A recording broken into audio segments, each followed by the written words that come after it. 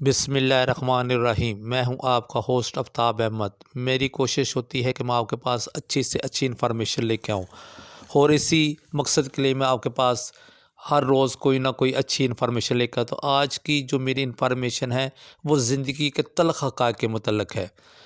तो उसके मुतल्लिक़ मैं एक मॉरल स्टोरी मैंने लिखी है जो आपके आगे पेश करना चाहता हूँ। तो आप काइंडली इसको गौर से सुनिएगा ताकि आपको ज़िंदगी की हकीकत का पता चल सकते हैं। तो चलता हूँ मैं अपनी कहानी की जानिब। एक दफ़ा का ज़िक्र है, किसी मुल्क का बादशाह अपने वज़ीरों के साथ दरबार में मौजूद था। बादशाह का मूड बहुत ही अच्छा और खुशगवार था। वो अपने नौजवान वज़ीर को मुखातब करके बोलता है कि वज़ीर बता, तुम्हारी ज़िंदगी की सबसे बड़ी ख्वाहिश क्या है। वज़ीर शर्मा कर खामोश रहता है और आंखें अपने नीचे कर लेता है। बादशाह ने कहा कि तुम घबराओ नहीं, मैं तुम्हें कुछ भी नहीं कहूँगा। तो वज़ीर इंतहाई आजिज़ी से बोलता है कि बादशाह सलामत, अल्लाह ने आपको एक खूबसूरत सल्तनत का मालिक बनाया है। जब ये खूबसूरत सल्तनत मैं देखता हूँ तो मेरा दिल करता है कि मैं इस सल्तनत का 10वें हिस्से का मालिक होता, तो मैं दुनिया का खुशकिस्मत इंसान होता। वज़ीर ये बात कर कर खामोश हो गया। बादशाह हंसकर बोला, अगर मैं तुम्हें अपनी आधी सल्तनत दे दूँ तो तुम क्या करोगे। वज़ीर घबरा कर बोला कि ऐसे कैसे हो सकता है। तो बादशाह फ़ौरन अपने नायब को बुलाता है और हुक्म देता है कि तुम मेरे 2 अहकामात लिखने शुरू कर दो। इस तरह वज़ीर जो होता है वो बादशाह के अहकामात लिखने शुरू करता है। बादशाह अपने पहले हुक्म में नौजवान को आधी सल्तनत देने का हुक्म जारी करता है और दूसरे हुक्म में वज़ीर का सलब कलम करने का हुक्म दे देता है। वज़ीर दोनों अहकामात सुनकर बड़ा परेशान और हैरान हो जाता है। बादशाह दोनों अहकामात पर अपनी मोहर लगा देता है। बादशाह मज़ीद बोलता है कि तुम्हारे पास 30 दिन हैं। तुम्हें मेरे 3 सवालों का जवाब देना होगा। अगर तुम कामयाब होगे तो मेरा दूसरा जो हुक्म है तुम्हारा सर कलम करने का वो कैंसिल हो जाएगा और तो मेरी आधी सल्तनत मिल जाएगी। अगर तुम नाकाम होते हो तो मेरा पहला हुक्म जो है वो कैंसिल हो जाएगा और दूसरे हुक्म के मुताबिक तुम्हारा सर कलम कर दिया जाएगा। वज़ीर इंतहाई परेशान हो जाता है। बादशाह ने कहा कि मेरे 3 सवाल जो है वो लिख लो। वज़ीर ने फ़ौरन लिखना शुरू कर देता है। पहला सवाल ये होता है कि इंसान की सबसे बड़ी सच्चाई क्या है। दूसरा सवाल ये होता है कि इंसान की ज़िंदगी का सबसे बड़ा धोखा क्या है। तीसरा सवाल, इंसान की सबसे बड़ी कमज़ोरी क्या है।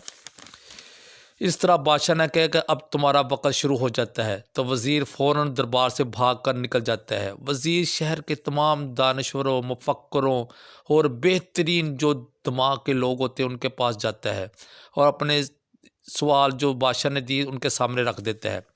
मुल्क के तमाम जो उस शहर के लोग होते हैं वो सारी रात एक सवाल पर बहस करते रहते हैं मगर वो किसी नतीजे पर नहीं पहुंचते और एक ही सवाल पर वो अटक जाते हैं। वज़ीर दूसरे दिन मज़ीद लोगों को जमा करता है और मगर कोई भी इस तरह एक सवाल का भी जवाब नहीं दे पाता। 2 सवाल तो बड़ी दूर की बात है, नतीजा कोई बरामद नहीं हो। इस तरह वो हर जगह हर लोगों के पास जाता है मगर कोई भी इन सवालों का जवाब नहीं दे सकता। इस तरह वो मायूस होकर शहर से निकल जाता है और पूरे मुल्क में लोगों के पास जाता है और उनसे आगे अपने 3 सवाल रखता है मगर कोई भी जो लोग होते हैं इस सवालों के जवाब नहीं दे पाते। वो हर जगह मारा मारा फिरता है। उसके कहते कपड़े फट जाते हैं, जूती टूट जाती है, सर पे के कहते जो उसने ताज रखा होता है वो भी गिर जाता है। यहाँ तक कि वो बेबस और मजबूर हो जाता है और 29वां दिन आ जाता है। अगले दिन उसके पास ने बादशाह के पास पेश होना होता है। वज़ीर को ये यकीन हो जाता है कि ये उसकी ज़िंदगी का आज आखिरी दिन है क्योंकि कल बादशाह उसका सर कलम कर देगा। इस तरह वो शहर से बाहर निकलकर इंतहाई गरीब बस्ती में चला जाता है। यहाँ वो गिरता पड़ता एक झोंपड़ी के पास जाता है तो जहाँ एक फ़कीर बैठा सूखी रोटी पानी में डुबोकर खा रहा होता है और साथ एक कुत्ता प्याली में दूध पी रहा होता है। वो फ़कीर उसको देखकर बोलता है कि आजो वज़ीर, तुम उस जगह आ गए हो जहाँ से तुम्हें 3 सवालों के जवाब मिल जाएंगे। तो वज़ीर बहुत परेशान होता है कि इसको कैसे पता चल गया कि मेरे पास 3 सवाल हैं जिसके मैं सवालों के जवाब ढूंढ रहा हूँ। तो वो बोलता है फ़कीर से कि तुम्हें कैसे पता लगा? तो फ़कीर कहता है कि मुझे पता है तो है कि तुम्हें 3 सवालों के जवाब चाहिए, और हँसकर कहता है कि इस जहाँ मैं बैठा हूँ इस कपड़े को उठाओ। तो वो कपड़ा उठाता है तो वह देखता है एक शाही लिबास पड़ा होता है, जो बादशाह ना अमूमन अपने ख़ास वज़ीरों को देता है। तो वो पूछता है ये शाही लिबास कौन-सा है? कहता है मैं भी तुम्हारी तरह एक वज़ीर था, और एक दिन वज़ीर बोलता है कि बादशाह से मेरी तकरार हो जाती है, तो बादशाह से मैं फ़रमाइश करता हूँ तो वो भी मुझे यही 3 सवाल देता है। तो मैं इन सवालों को क्या कहते हैं लेकर मैं भी तुम्हारी तरह हर जगह फिरता हूँ। तो जब मैं क्या कहते हैं ना मुझे सवालों के जवाब मिल जाते हैं, तो फिर वो वज़ीर कहता है तो अगर तुम्हें सवालों के जवाब मिल गए थे तो अब इस झोंपड़ी में तुम बैठे रूखी सूखी रोटी क्यों खा रहे हो? हालाँकि तुम्हें तो बादशाह ने वादे के मुताबिक आधी सल्तनत दे दी दी थी। तो फ़कीर बोला कि मैं बादशाह के 3 सवाल के जवाब दे दिए थे। इस तरह उसने मुझे आधी सल्तनत का परवाना जो था वो भी दे दिया, मगर मैंने उसको पकड़ कर जला दिया था और ख़ुद इस जगह आकर फ़कीरी इख्तियार कर ली है। मैं और मेरा कुत्ता बड़ी खुशगवार ज़िंदगी गुजार रहे हैं। वज़ीर बहुत हैरान होता है कि ये कैसा इंसान है कि जिसने आधी सल्तनत को ठुकरा दिया, मगर वो मजबूर होता है और वो उसकी जानब देख रहता है कि मेरी जान की भी कल आखिरी दिन है, तो मुझे अपनी जान की बड़ी परवाह है। तो वो फ़कीर से बोलता है कि खुदा के लिए मेरे 3 सवालों के जवाब दे दो।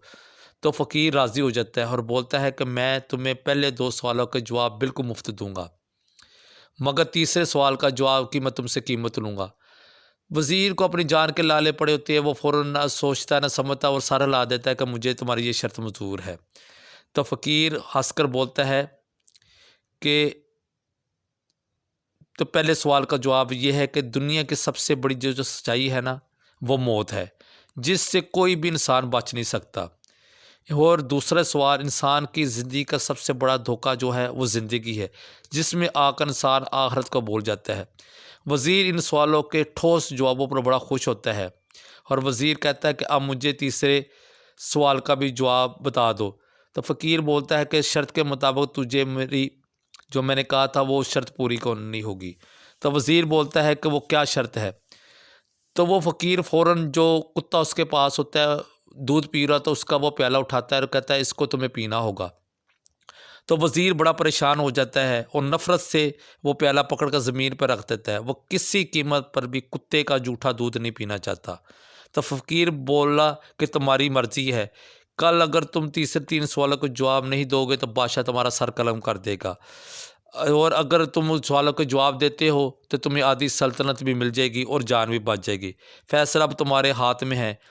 तो वज़ीर अब बड़ा परेशान हो गया कि एक तरफ ज़िंदगी है और दूसरी तरफ मौत है।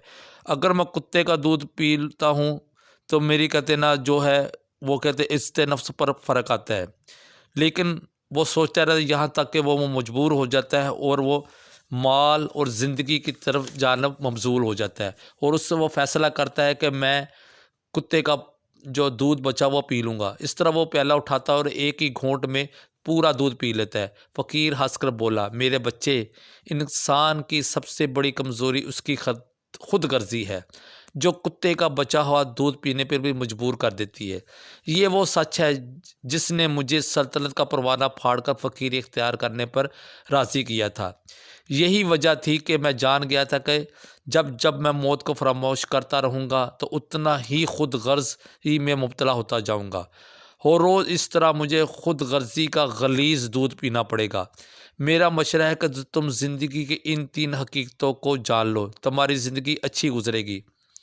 वज़ीर बड़ा शर्मिंदा होकर बादशाह के महल की जानब चल पड़ता है, और जैसे जैसे वो महल के करीब जा रहा होता है वो इंतहाई शर्मिंदगी महसूस कर रहा होता है। उसके अंदर ज़िल्लत का एहसास बहुत ज़्यादा बढ़ जाता है।